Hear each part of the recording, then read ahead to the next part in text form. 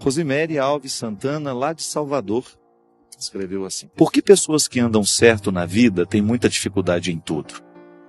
As pessoas que andam errado também têm dificuldade, né, gente? É que às vezes a pessoa que anda certa reflete um pouco mais. Então a capacidade de enxergar as coisas que estão erradas é muito maior naquela pessoa que tem maior senso de reflexão. Tem um senso ético, né? Pode observar, quanto mais ético a gente é, mais a gente sofre. Se você, por exemplo, exerce bem a sua cidadania, quando você é um bom cidadão, você sofre mais com a negligência daqueles que não são. O que é ser um bom cidadão? Você pagar os seus impostos em dia, você cuidar bem da sua casa, da sua família, você cuidar bem do espaço público. Tudo isso é exercer cidadania. É você andar pelas praças com a consciência de que aquela praça não é só sua. Que o dinheiro que você paga é para manter bonito aquilo ali para você, mas para uma série de pessoas que convivem naquele mesmo ambiente. Quando nós ferimos essa cidadania, quando eu jogo um lixo em qualquer lugar, quando eu desrespeito o patrimônio público, quando eu vejo isso acontecer e eu tenho um senso de cidadania aguçado em mim, eu sofro. Agora, se eu sou um vândalo também, eu não estou nem aí. Eu vou unir-me aos vândalos. Então, muitas vezes, nós temos a ilusão de que a pessoa que está correta sofre mais do que a que está errada. Pode ser que esteja um sofrimento moral, mas a dificuldade da vida existe para todos nós, minha gente. Aliás, tem uns livros que às vezes ousam refletir isso, né? Porque coisas ruins acontecem a pessoas boas. Coisas ruins também acontecem com pessoas ruins. Só que às vezes elas não contam, elas têm menos facilidade de lidar com o limite da vida. Então, o que acontece é que às vezes nós, quando a gente opta pela bondade, pela cidadania, pelos valores, nós vamos ter um sofrimento a mais, mas que a gente tem que carregar com alegria. Quanto maior é a nossa capacidade de perceber, né, esses limites que são próprios dos dias de hoje, maior tem que ser a nossa capacidade de interferir para que esses limites sejam superados. Não adianta nada a gente ficar reconhecendo os problemas se a gente não se dispõe a resolvê-los. Aliás, o que é de gente que tem esse espírito de porco, né, que só vê o problema, não enxerga o caminho para uma solução. Aí fica chorando a vida inteira, pelo amor de Deus, eu não consigo fazer, eu não consigo resolver. Não, a gente precisa se empenhar na busca de soluções, né? Quando eu estou mergulhado numa dificuldade, eu preciso me empenhar para buscar a solução dessa dificuldade, senão ela se torna maior do que eu. Tem aqui que vai na mesma direção, quer ver? A Maria Luísa Silva, ela fala: Padre Fábio, gostaria de saber por que colho frutos amargos.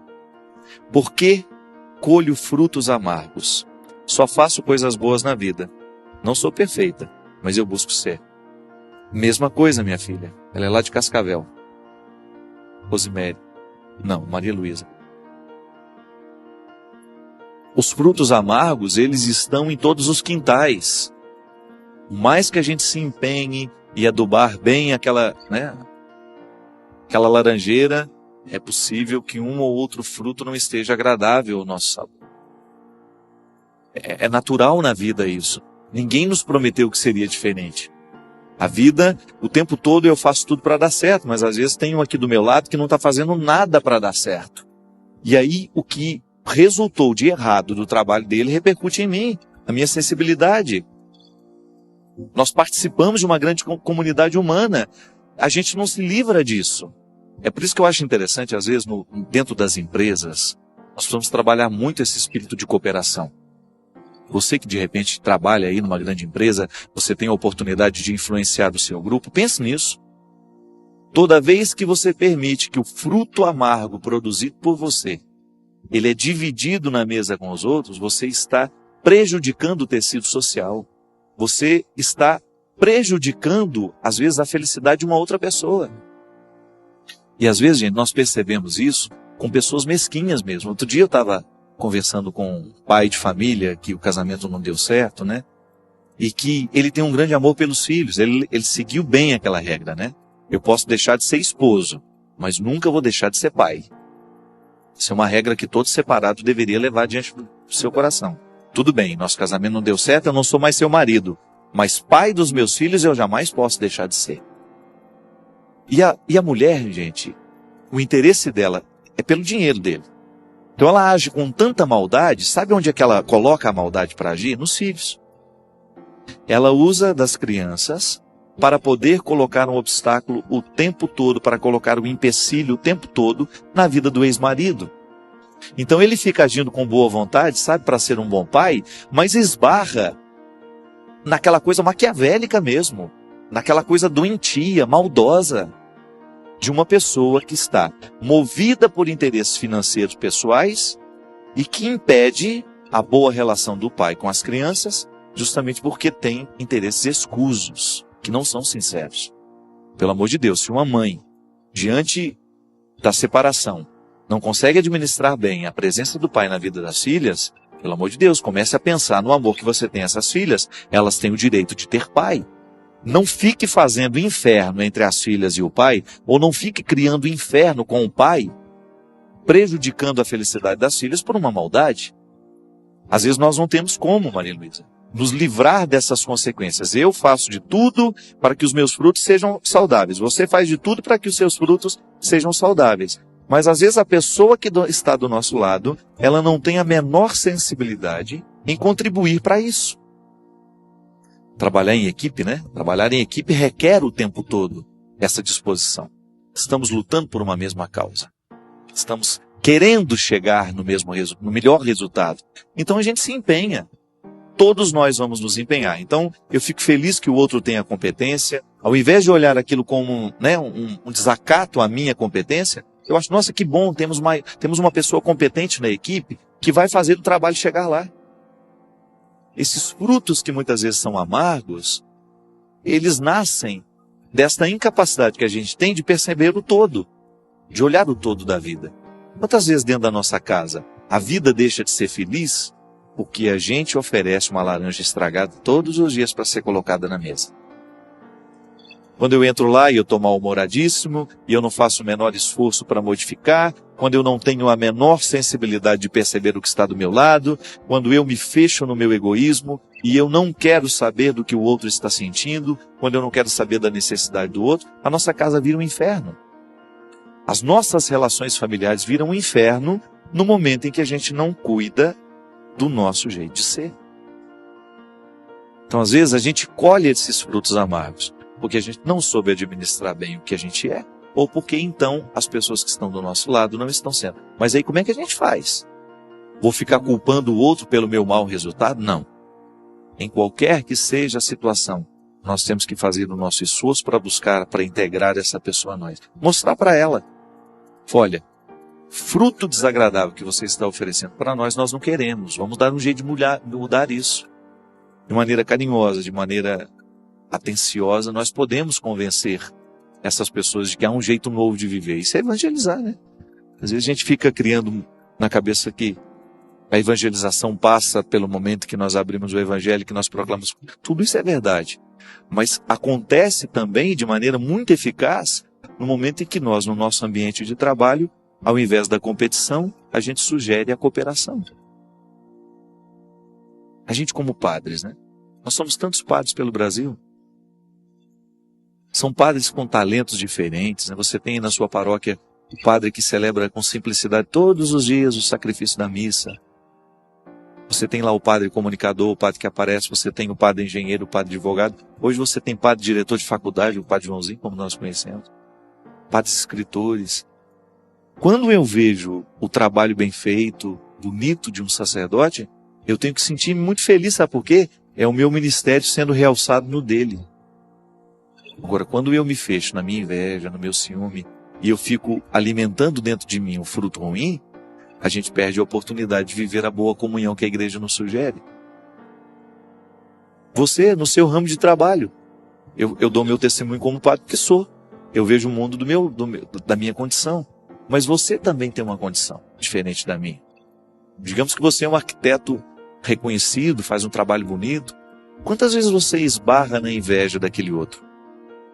Que tenta te prejudicar, que tenta falar mal, fruto ruim, fruto amargo. Que ele não sabe administrar, né? E que às vezes repercute em você. E o melhor jeito, minha gente, é a gente quebrar o poder do mal. Porque se você vai ser mal porque o outro foi mal com você, você multiplica o fruto ruim. Se no momento que eu sei que aquele padre falou mal de mim, se eu falo mal dele também, pronto, eu multiplico o fruto ruim. E eu deixo de ser padre, eu esqueço da minha condição de ser ponto de comunhão. A igreja luta tanto para isso, né? Para que nós possamos viver comunhão, que nós possamos nos ajudar nas nossas dificuldades. Quantas vezes dentro da igreja, dentro da sua equipe de trabalho, você experimenta isso? Pessoas movidas pelo ciúme, pela incapacidade de administrar o sucesso que é do outro. Aí ela esquece de tudo que ela é, de tudo que ela pode, e ela fica invejosa, né? Porque a inveja é isso, né? A inveja faz esquecer quem a gente é. A gente fica só olhando o que o outro é. Fruto amargo, frutos de sabor ruim, e que às vezes a gente oferece nesse banquete que é a vida. É lamentável, mas é uma realidade. E a gente vai administrando tudo isso, quebrando o poder dessas realidades ruins. Nós não temos como esquecer dessa responsabilidade. O mundo será melhor à medida que nós assumirmos as coisas boas dentro de nós. O valor prevalecerá à medida em que eu internalizar a pequena parte desse valor que eu posso fazer acontecer. Teilhard de Chardin, né, na sua biologia filosófica, poderíamos dizer assim, que ele era biólogo, ele dizia que a menor das realidades, a menos complexa, ela traz toda a grandeza da realidade complexa dentro dela. Que você tem esta pequena realidade como um lugar de aprendizado do todo. Bonito isso na filosofia de Teilhard de Chardin. Que é o pequeno da vida, a pequena célula, ela de alguma maneira nos ensina o funcionamento da totalidade. E o valor é assim, né? Se você mora aí com 8, 10 pessoas, tudo bem, há um valor grande a ser administrado. Mas há essa pequena parte, o micro, o menorzinho de todos, que você precisa administrar dentro de você. Senão, meu amigo, esquece. Paz mundial começa com a paz que eu estabeleço com o vizinho. Se eu não faço o menor esforço para viver a paz com os meus vizinhos, eu não sou um promotor da paz mundial. Senão aí fica fácil, né? Eu projeto para o que é grande, mas não me empenho no que é pequeno. Então eu quero um mundo fraterno, mas sou incapaz de ser com o meu grupo de trabalho. Como é que pode ser isso? Quero um mundo justo, mas não remunero bem a funcionária que trabalha comigo. Quero um mundo irmão, mas não trato bem a pessoa que está lá cuidando de mim dentro da minha casa. Aliás, é uma coisa horrível, né? Quando você percebe patroa que trata o outro como empregado, né? Tudo bem que você tem que ter autoridade, mas o bonito da vida é você perceber que a autoridade, ela não precisa passar pelo grito, pela arrogância, não. É o contrário. Eu me recordo naquele filme A Lista de Schindler, né? Há um momento em que Schindler encontra um daqueles generais, um general poderosíssimo lá dentro do esquema nazista, e ele assassina uma pessoa na frente do Schindler para mostrar o poder, né? E o Schindler era humanista, um homem altamente ligado, né? Sensível. E aí ele fala, mas por que você fez isso, né? Aí o general, para mostrar que eu tenho poder. Aí o Schindler, você mata para mostrar que tem poder? É. Aí vem a beleza da história. Mas deixar vivo também é exercer poder. Se você deixa ele embora com liberdade, com vida, ele também experimenta o seu poder, mas por um outro lado. E é esse que a gente precisa viver, né? Quando você tem autoridade sobre um grupo, sobre uma equipe, exerça como cristão. Exerça a partir dessa solidariedade, de olhar de igual para igual. É tão bonito, minha gente, você encontrar pessoas poderosas, poderosas mesmo, e que trata as pessoas com solidariedade.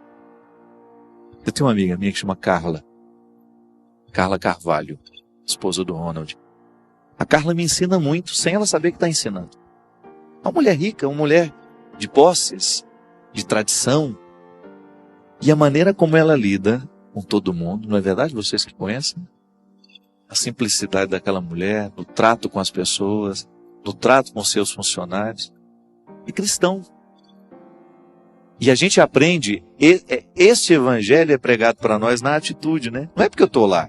Eu vejo o carinho dela com as pessoas. A capacidade que ela tem de perceber das pessoas. São os testemunhos, né? O cristianismo tem que viver de testemunho. Então eu tenho que dar testemunho daquilo que eu vejo. Eu vejo tanta gente com autoridade dentro de uma equipe de trabalho, dentro de uma empresa, exercendo a autoridade de maneira bonita. É um líder de verdade. Não é porque eu mando em você que eu agora vou ter que fazer de você um capacho, ou vou ter que fazer de você um qualquer, não? É tão ruim quando a gente está diante de uma pessoa que nos faz sentir pequenos demais, não é? A gente perde até a coragem de ser a gente mesmo. É tão ruim quando a gente está diante de uma autoridade que pode decidir sobre nós alguma coisa e você sente que ela não está olhando para você como você merece ser olhado. É tão ruim quando você fica na mão do outro. Ficar na mão do outro é assim, né? Quando você sabe que ele tem o poder da decisão. Quando você está lá diante de um juiz. Eu me lembro quando meu irmão passou por um processo terrível, né? E no julgamento dele, olhar para aquele juiz, olhar para o meu irmão e pensar: a vida do meu irmão está nas mãos deste homem. A sentença é dele. Será que vale o que a gente ama? Será que o tanto que meu irmão é especial para mim serve para esse juiz no momento dele decidir alguma coisa? Às vezes nada. Está nas mãos dos médicos, né? Quando eu levo lá uma pessoa que eu amo, né, e confio a esse médico. Você que é médico. Nós confiamos a vocês as pessoas que nós amamos. Será que você olha do mesmo jeito que eu olho? Mesmo que você possa dizer: mas eu não tenho como olhar, padre, porque o jeito como você ama aquela pessoa é totalmente diferente de mim. Mas será que você não pode emprestar de mim no momento em que eu coloco a pessoa que eu amo nas suas mãos? Para que, quem sabe, você possa olhar para ela de uma maneira mais inteira, quem sabe de uma maneira mais humana, mais global. É tão bonito quando nós descobrimos um profissional da saúde que tem essa sensibilidade de olhar de maneira cristã para o seu paciente. A palavra diz tudo, né? A gente tem que ser paciente. É tão bom quando você está nas mãos de uma pessoa que verdadeiramente lhe descobriu como pessoa. É igual amar, minha gente, casar, namorar. Namorar com uma pessoa que você sabe que está olhando para você de um jeito certo. Que não está lhe imaginando, ou que não está apenas querendo o pouco da sua dimensão física, corpórea. Mesmo porque o encanto físico passa, né? O que faz a gente ficar ao lado do outro a vida inteira? É o tanto que o outro teve poder de me fazer sentir com ele. Tem aquela música que eu acho linda, né? Mais que a dor do amor, viver a dor, ai de quem é um e nunca será dois. Amar o amor, quem não semear não vai colher, ai de quem é um e nunca será dois. Quem irá me valer são pessoas, é a caminhada. Quem irá me valer são meus sonhos, o pó da estrada. Quem irá me valer são os sonhos que trago comigo. Quem irá me valer, sei lá o que, não sei o que, de fazer amigos. É o que vai nos valer um dia, é isso. É o quanto que de nós a gente soube dividir do jeito certo. Quando a gente percebeu que no outro a gente tinha um espaço em que a gente podia se depositar. Ou que o outro estava disponível, disposto a nos acolher do jeito que a gente precisaria ser acolhido naquele momento. Por isso que o amor é dinâmico. Ele não pode ser o mesmo de todos os dias. Se você ama o seu filho todos os dias do mesmo jeito, cuidado. Porque pode ser que o amor que ele precise hoje seja diferente do que ele precisou ontem. O de amanhã seja um pouco diferente de hoje. Porque nós somos organismos. E tudo que é organismo vivo muda. Nós não somos mecanismos. Nós não temos a mesma regra que um motor de carro tem, não. O motor de carro você aprende ele uma vez e acabou. Não há variações. É só investigar e você descobre o problema, porque o motor tem sempre a mesma regra. O coração humano não é motor de carro. E às vezes nós não damos a melhor parte, justamente porque a gente acha que a gente já sabe tudo sobre o outro. Não é bem assim, não. Essa história vale. Quem é um e nunca será dois não vai saber o bom da vida. Não vai conhecer. Talvez esse seja o mar que nós precisamos abrir hoje, né? Talvez este seja o oceano que Deus precise abrir na nossa história, mas a partir do nosso esforço, da nossa luta, daquilo que hoje nós precisaríamos fazer. Quem sabe um telefonema, uma palavra, um gesto, alguma coisa que sinalizasse para o outro o seu desejo de acolhê-lo, de dar a ele o que você tem de melhor. Muito obrigado, minha gente. Até na semana que vem. Que Deus possa lhe ajudar muito aí no seu processo, seja ele qual for. Que derrame ele sobre todos nós a sua bênção e nos faça sempre mais promotores da paz, da alegria, abridores de mares. Ele que é Pai, Filho e Espírito Santo. Amém.